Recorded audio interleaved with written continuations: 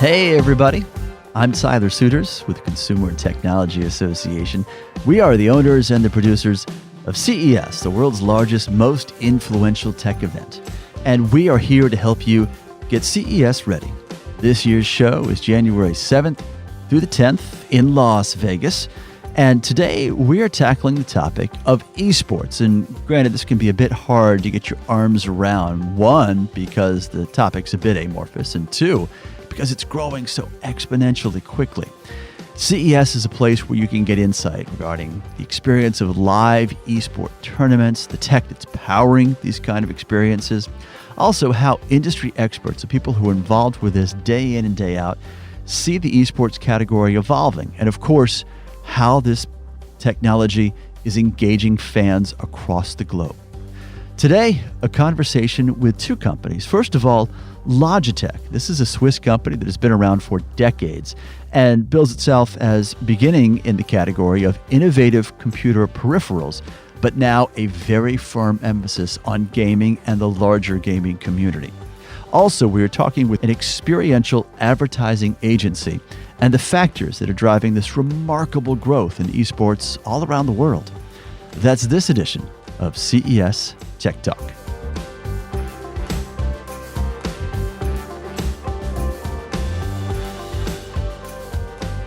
Joining us now is Tatiana Tacca with Momentum Worldwide. She is the director of esports there, and I should point out, a gamer herself. Tatiana, great to have you with us. Thank you for having me. Good to be here. You have quite a varied background in the gaming sector and quite a lot of experience as well. Can you give a current state of play? Where are things right now for gamers and gaming with a capital G? Well, you have gaming has grown significantly. It's been getting the attention of brands, of investors. And really at the heart of that is esports, the competitive segment of gaming where there are professional leagues, teams, pro players, broadcasts. Huge audience, right? Viewership. Yes, exactly. And, a lot of people like to refer to it as the Wild West, but I would definitely say it's not the Wild West anymore. A lot of the leagues and the way the teams are being run are much more closer to traditional sports. Mm-hmm. Traditional sports teams and investors have really put a lot of money into this space. Mm-hmm. And the way that leagues are being run, many of which are being formed like franchises with significant live events. Mm-hmm. So what's pretty exciting there is, yes, it's growing, but also the quality of the opportunity for brands to get in and partner in this space is becoming a lot more tangible and really exciting. Yeah, well said. The quality of the companies that are involved, but also some of the owners, right? And the associations with, when I say professional leagues, I mean the big 3 or 4 sports leagues, that there are, there's strong brand association with existing sports franchises. Absolutely. Where have you navigated through this industry? I mean, there's a long list of the companies you've worked for, but if you would, Tatiana, take us through your path a bit in the gaming sector, because as I'm sure as you've evolved as a professional, as an expert on esports, the sector has evolved around you pretty quickly. Yeah, absolutely. So I got into gaming. I've been in the space for about 9 or 10 years or so, and really got in when mobile gaming really started to explode. So shortly after the first Angry Birds launch, but before... I was about to ask what the gateway drug is, but yeah, Angry Birds. But before the iPhone 4, I actually started in mobile gaming. One of the first companies I worked for was a location-based augmented reality game. Mm-hmm. That might sound familiar because that's Pokemon Go. But years before the market and the technology was quite ready for it. I've worked with multiple licenses from the NBA to Marvel to Disney and Pixar, Fox, Lucasfilm, and more. And really, I transitioned into esports over a number of years because mobile gaming started to become less of a story about marketing strategies and really strong brand game releases, and a little bit more about user acquisition, which just candidly isn't as fun. That's a professional assessment. I get it. But as you know, as esports started to kind of solidify as a tangible opportunity, what's particularly exciting about it is it really tends to solve for all of the problems that mobile gaming was having. It's a much smaller but more active, passionate audience. It's a more valuable audience, high spending, younger millennial, 18 to core 18 to 35. Right. Whereas with mobile gaming, there's a lot of like, hey, what kind of like psychological influences can we kind of help to like, encourage spending. Yeah. There's no issues getting esports fans to spend dollars to wait in line and kind of pursue those passion points. Yeah, the level of engagement, I think, is just so much deeper, right? If you're talking about mobile gaming, I'm just pulling an anecdote out of thin air, but it could be someone on the subway, coming home from work, dealing with Candy Crush, right? Yeah. Or whatever. Whereas with esports, you're in it. I mean, you're devoting time in it, and it's your focus. Absolutely. Mobile gaming by nature is a lot of, and Fortnite kind of defied this general rule, but in mobile gaming, for instance, we would generally see that games that had kind of an average time spent of 2 to 3 minutes tended to do really well because it was a little bit more of a lower commitment that could be easily repeated. Whereas esports, you're looking at average esports fans spending 15 plus hours on average per week. Either watching streams or playing. It's a completely different type of market. So also when I help brands kind of with their strategy, how to approach gaming, it's really important to understand those nuances of, yes, gaming as a whole is 3 to 80 male, female. It's literally, totally global. It's literally like everyone.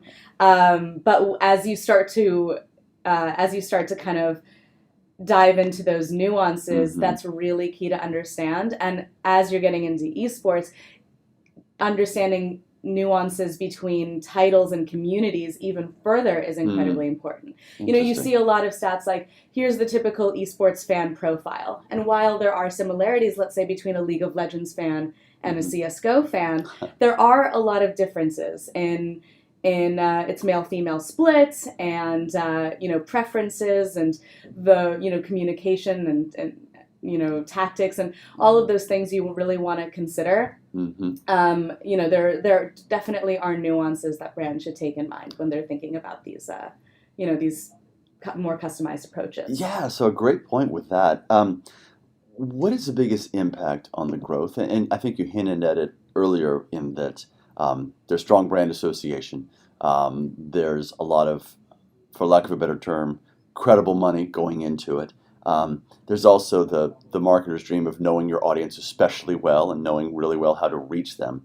What has been the driver, the biggest, I don't know if you can say a moment in time or an innovation, but what has really driven the growth? Overall, I've been pretty excited to see how quickly properties can move and follow trends in esports. So, when we're looking at publishers and tournament organizers, for instance, they have very strong built strategies towards esports. And the thing that I'm always looking for is what are properties doing to continue to evolve the conversation. So, I think, Riot Games with League of Legends in particular has been a total pioneer with, how they run regular season as well as live events, how they're doing, regional approaches with a culmination Worlds events, and the production qualities that they're applying to that year over year is phenomenal. The stuff that they did last year with the K-pop band, what they're going to end up doing this year with in Paris, like they continue to evolve, and I think that's been key to growth. And then there's at the same time, publishers and tournament organizers are pushing themselves. League of Legends, with Overwatch League coming in and having local based franchised, teams, and really mirroring it closer to traditional sports has really helped, other tournament organizers kind of take a look at that and apply similar models, and that type of growth, that type of organization only makes it more helpful for brands to come in, for sponsorships to be developed, and they're looking at the white space. I talk a lot about how experiential is a really big white space in esports. Yeah, delve into that if you would, Tatiana. That's interesting. For instance,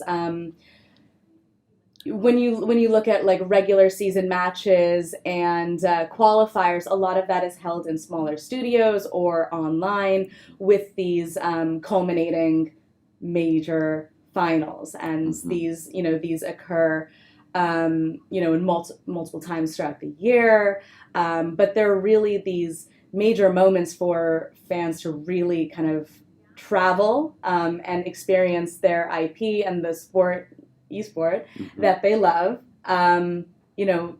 hands-on. And so what we're seeing is that there's about a 70% plus of many of these events have people traveling to it.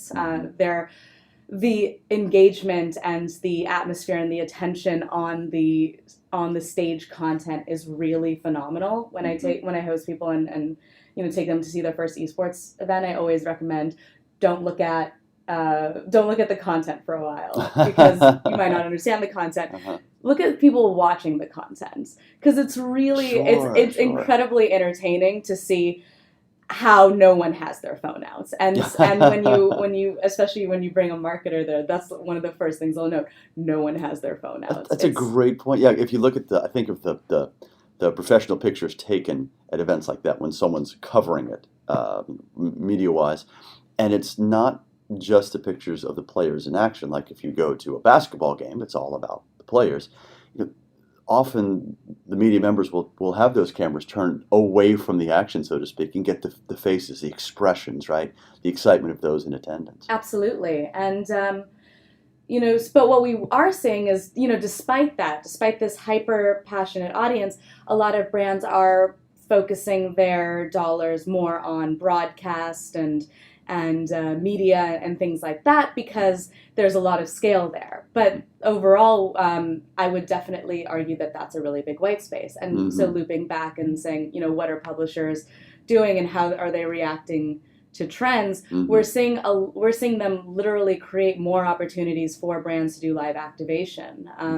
This year alone, League of Legends in their European League had a fan fest for their spring split the day before the actual competition. They did the same then for their summer split in North America. Overwatch League had a fan fest many hours the day before. The hours before the Overwatch Grand Finals. And those really offer very strong opportunities to actually allow for brands to add value to the scene, which is which is a core of what I'm always recommending to brands. Add value to the scene and showcase to audiences how you're legitimizing and supporting directly their passion points, because we are seeing that esports fans, 70%, our own data show that 70% of esports fans believe that sponsorships is good for the gaming industry. But they want to see brands step up. They want to see them, really like add tangible value. And so I'm always looking at what are ways to take what esports is doing and then elevate it to, take it to a next level with something that only this brand can do. So using that as a jumping off point, I mentioned the faces of gamers or those in attendance, meaning literally, right? But broadening that out, and as you talk about the growth, the excitement, the opportunity, where is the gaming sector going as far as inclusiveness, diversity? I mean, to be a major sport or even major brand today, it's a consideration you have to make. Absolutely. What's the state of play today, and how quickly can we get to a place where perhaps the industry needs to be, if that's a fair way to put it? Yeah, well, I generally find that, if you think about esports from its widest perspective, which is, playing at home, playing esports titles at home, watching live on Twitch, there's a significant level of accessibility there. A lot of the esports titles are free. Twitch content is free. So when considering that, there is a certain level of accessibility to play at the highest level. It does require more expensive gear, but that core content is readily available to folks who want to engage, which is great. As it relates to the female gamer story, there's been a lot of talk about that. How can more female pro players break through? Is there an esports audience for women? Mm-hmm. And this is something that we actually, as Momentum, did some bespoke research on. And what we found is that 11 million women in the US watched a Twitch stream this year. We found that they are, similar. Their esports fans who are women are spending, similar to men, about 15 hours a week watching and playing online. So very similar investments, time-wise, bandwidth-wise. Exactly, and there is scale there. We find that the esports audience is roughly about 70% males. That's a really important 30%, and 62% of the women that we had surveyed said that brands do not market to them. They're, overall being overlooked, ignored. Many state, that when merchandise is being made, for instance, that it's being made for male and for kids, but not women. Mm-hmm. So I'd say overall that's a huge white space. There's definitely a great opportunity there. I would say that certain teams are taking that into consideration. But overall, yeah, I would definitely highlight that as a really big white space. Mm-hmm. And I'm excited for the opportunity to see more, women break through at the pro level. It's not like there's a lot of like societal and cultural reasons why things like that aren't occurring right now. Mm-hmm. But I think as esports grows over time, you will see more pro women break through that level. I feel like we're just scratching the surface on this discussion, Tatiana. Oh, definitely. Let's hold it for now because I want to check back in, let's say, a year and find out how much progress you've made. Okay. And where things are going.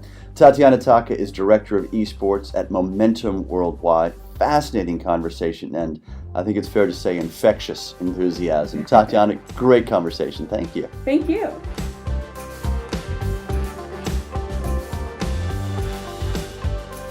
With us now from Logitech is Amanda Sanyal. She is Director of Digital Marketing and a gamer herself. Amanda, it's great to have you with us today.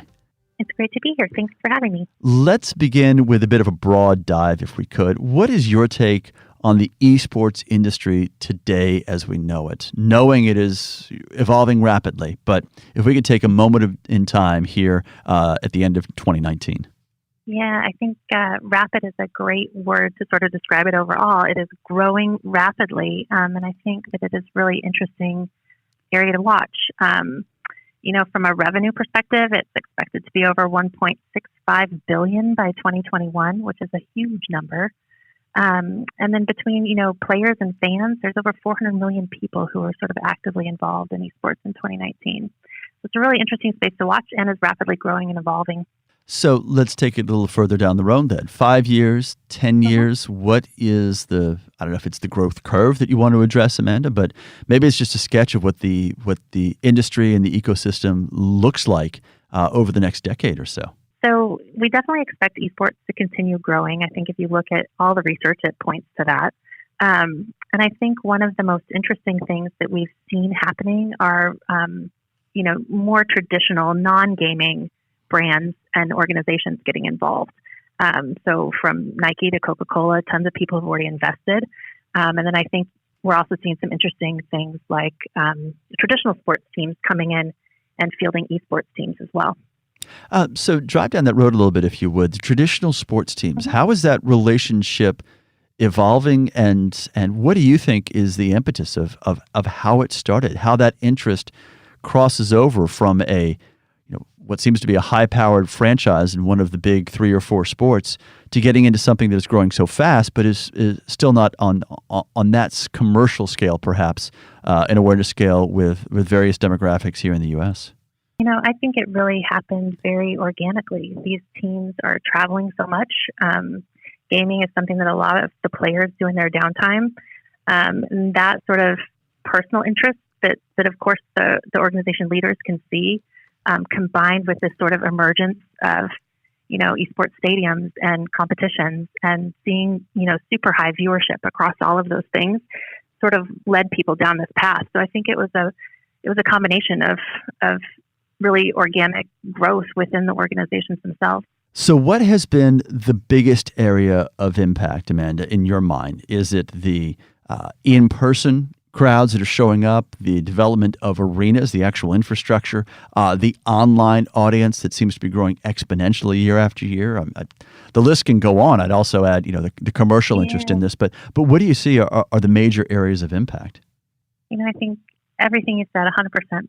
There's so much there to uncover. I think for me, some of the time, and these are maybe anecdotal, but the biggest impact, I think, especially because, we were just talking about investment from traditional sports teams and those sorts of things. But I think esports is something that people heard a lot about before they actually experienced it themselves.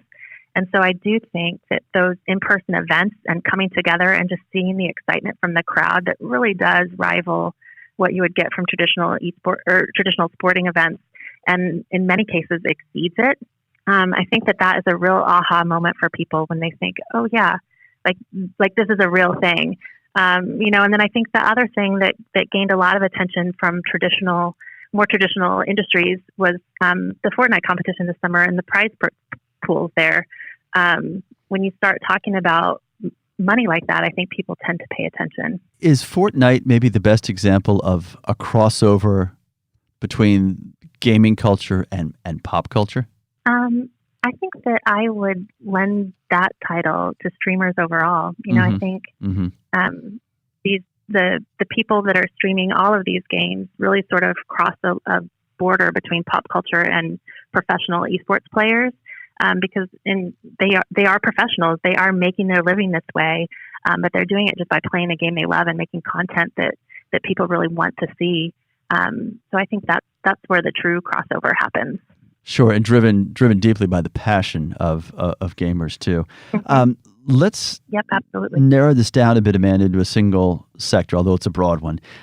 E-racing, is that hate to use this term, but a driver of esports overall? What has its role been in the growth of the overall sector and how it moves forward? It is so interesting, and I think that sim racing definitely has the potential to be one of the biggest esports in the world. Esports is already really integral part of the traditional racing community. A lot of real world racers get their start playing sim games, and it's becoming this real on ramp for aspiring racers to get discovered because they can go and stream and get people to notice them while they're playing and racing. Viewership, it's smaller than the numbers we talked about before, but 5.5 million viewers in the last year, and we're seeing big name brands like McLaren and Porsche and NASCAR getting involved in the game today. Logitech G does have a personal stake in the sim racing world. We have a challenge that we have called the Logitech G Challenge, and it takes from finals all across the world to find the best driver in each region and brings them together at a grand finals. It's coming up November 16th in Las Vegas, and everybody's going to race and stream it live together. And then the winner goes on to compete in the McLaren Project Shadow, and has a chance to race for McLaren. Let that sink in for a moment. Your chance to race for McLaren. We talked within the last few weeks to a member of the F1 team, right? This global sport with exotic locations on virtually every continent there is. And one of the points that the F1 circuit was making is that is such a tech-centric sport, and maybe the most tech-centric automobile application within larger racing. Is the appeal of technology part of what's driving interest in e-racing? And the point that you just made, Amanda, in that racing at home, online or streaming, however you want to phrase it, is much closer to the real thing than, say, playing football online or Fortnite or anything that's much more violent and dangerous. Well, and you definitely learn the skills needed for certain tracks, and you can learn about different, how they all perform. just through sim racing. And I think the thing about sim is that it is a real democratizer of racing in general.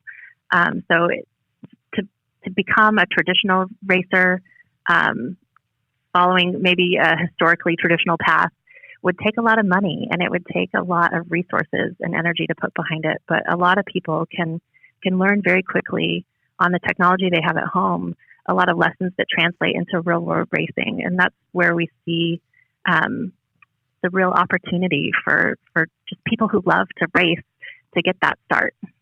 So democratization is one term to use. I think inclusiveness might be another. A previous conversation we had here on the podcast was with the founder of Sugar Gamers, talking about diversity and inclusion within esports. What's your perspective on, Amanda, on the rise in female gamers as yourself, a female gamer, and what sort of communities are out there for them? Yeah, so I think this is another area where it is esports in general is really fantastic because it does sort of level that playing field. The differences in physicality and just size are really eliminated when you're in this esports world. Mm-hmm. I think on the topic of just the rise of female gamers, I think it's a little bit of a misnomer. So women have been in gaming for a very long time. And I think just now as the sport is getting more attention, the women playing it are getting more attention. And I think it is, in part at least because of that unique difference that esports has over traditional sports. And so I think women have been in gaming forever. And so what's really changed is the way that they're being recognized and supported across the industry. You mentioned the global nature of gaming, Amanda. Mm-hmm. What about the potential role or the immediate role in 2020 of esports at the Olympics, the ultimate international platform for sporting? Yeah, there's been a lot of discussion of it, and I think a lot of interest in it. I think it's very relevant for the Olympic committees to always think about new sports and how they might fit into the organization, that we can help driving meaningful conversation around competition. How would you see that? And this is purely speculative. I will give that to you. But how would you see esports taking shape at the Olympics? Is it, do you have to pick a single game, or is it a suite, a medley, kind of like an esports decathlon? What? And this is totally, your view, Amanda. I want to qualify it properly, but as a gamer and as a professional in this sector, what would you like to see? I think I would go more for the medley, and again, totally speculative and just dreamy dreams here. But I think that there's a lot of different skills that come across different games, and so having people compete between them would be really interesting. Mm-hmm. Looking ahead now to CES 2020, you are a CES veteran. Mm-hmm. You've been to a number of shows with years on and years off. What's the evolution you've seen of gaming there, and the growth and maybe the corporate diversity, perhaps is the right way to put it, of the gaming ecosystem at CES?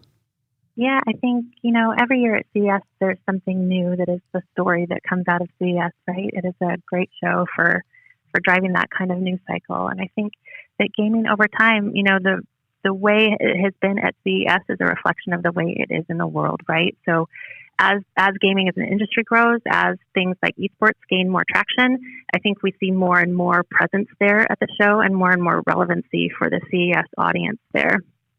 And where we'll be in, let's say, 20 years with gaming, more immersive, certainly less latency, right, with the development of 5G. And I guess it's fair for looking that far out to say 6G beyond that. How immersive do we get? How boundless does gaming become with the decades ahead? Yeah, 20 years out, I have no crystal ball or belief, because I am continually surprised by the things that come up in gaming mm-hmm. that capture people's attention. So I think absolutely, definitely the trends are headed towards more immersive, around VR, and sort of integrating those things in.